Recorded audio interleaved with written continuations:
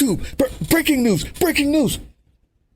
Yes, we have just found out Donald Trump has negotiated a peace deal between Iran and Israel. Oh my God. What an amazing fact. Jim, you're not serious. YouTube, we have even more breaking news. Donald Trump has just found and caught the Loch Ness Monster. But how are we finding this news out, Jim? Oh my God. YouTube, this is unbelievable. The President, Donald J. Trump, has just negotiated a peace deal between Iran and Israel, even after they just bombed Qatar, and also has found the Loch Ness Monster, captured the Loch Ness Monster. This is historical. Jim, say that again. How did you find out? On Donald Trump's failing social media site, Truth Central, where all he does is lie. He broke this news, this world-changing news on Truth Central? Well, I mean, we just have to take his word for it. People, this must be true.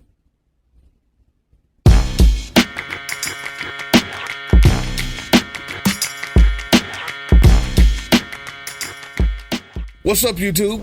Drill Sergeant here. And in case you missed it, we just found out via Donald Trump's failing social media site, the one that's losing customers and subscribers every single day because of the amount of lies and mistruths and misdirection that's on it. We learn about a historical movement, a historical moment in history.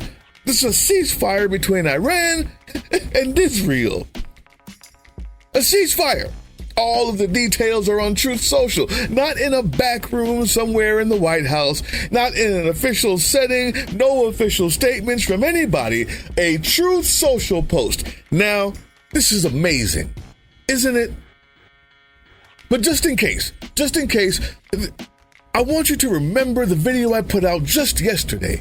The video I put out yesterday, it started with something simple like, this media, corporate media that we have in our country still hasn't learned that relying on the word of a 34-time felon, thief, classified document thief who puts it in his bathroom, orange maniac who can't even spread his own makeup and blend it properly, grapist, this liar in chief cannot be taken at his word. And our media, 12 years later, still hasn't figured it out. They still haven't. They don't know how to do this. Here's what's going on. Watch this ridiculous crap. In Tel Aviv, who I understand has some new reporting on this. Matt, what do you know? Well, we're just seeing this. I'm just parsing out this statement like the rest of us, Hallie. You know, it is confusing. One of the things that really turns me around here is that he says officially Iran will start the ceasefire.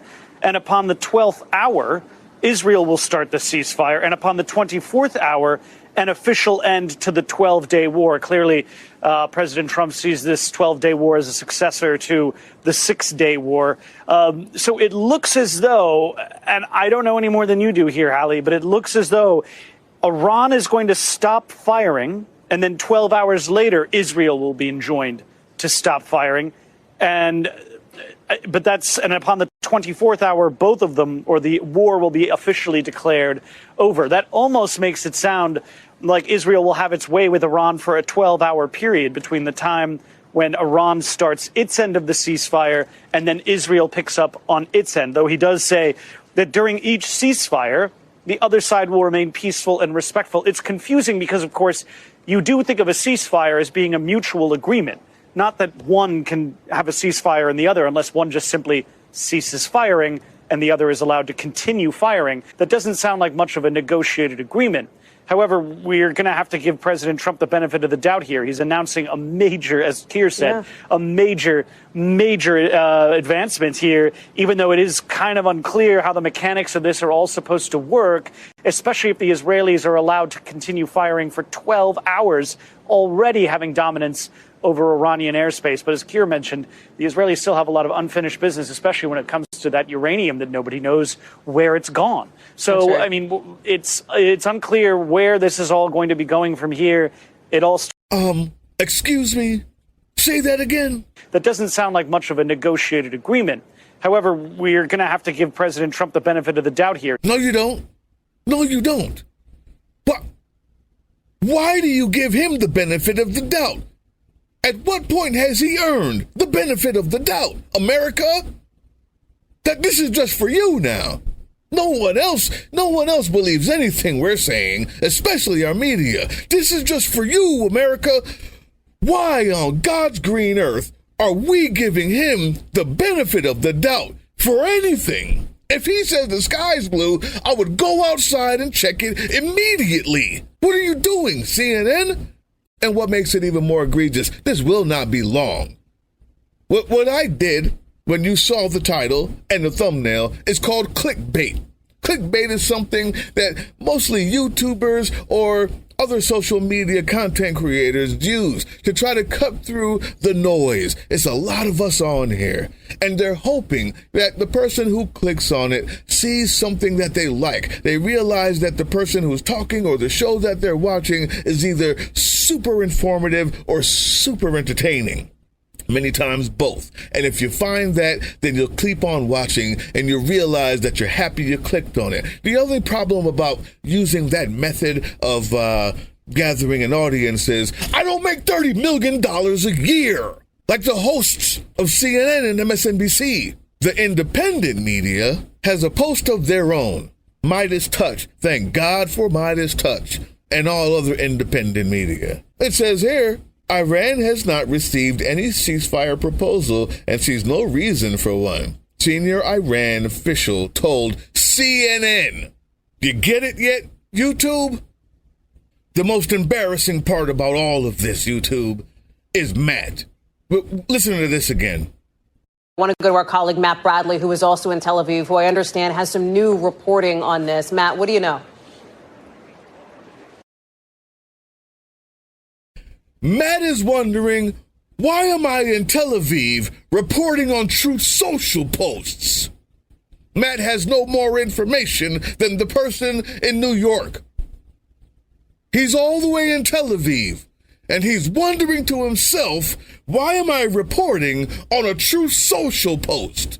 I didn't have to come to Tel Aviv for this. It's 1 a.m. here, Matt. Matt, it's 1 a.m., bro. There's bombs coming down.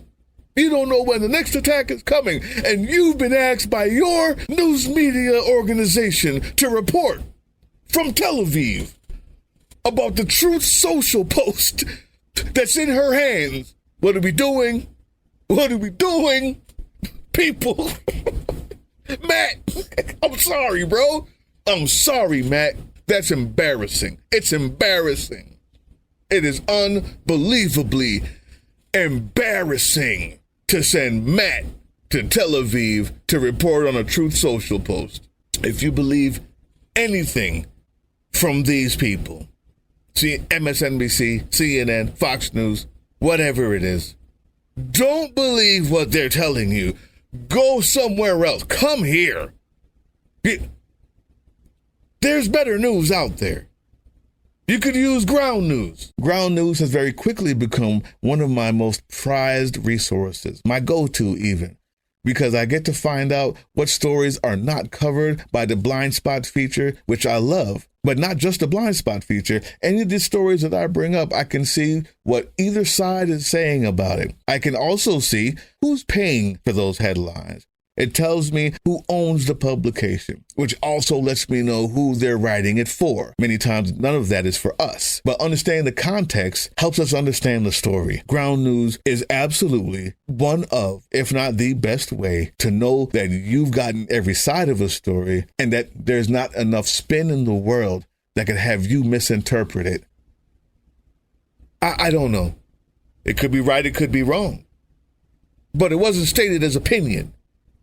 And even if it was, it should have been said, the 34-time felon, multiple-time liar, rapist, thief, porn star payer, unfortunately President Donald J. Trump, posts on his failing media site that he's reached some sort of deal and gave all of the details of this deal and gave all of the insight, all of the details of this to social media before giving it to the people in his office as the president of the United States of America.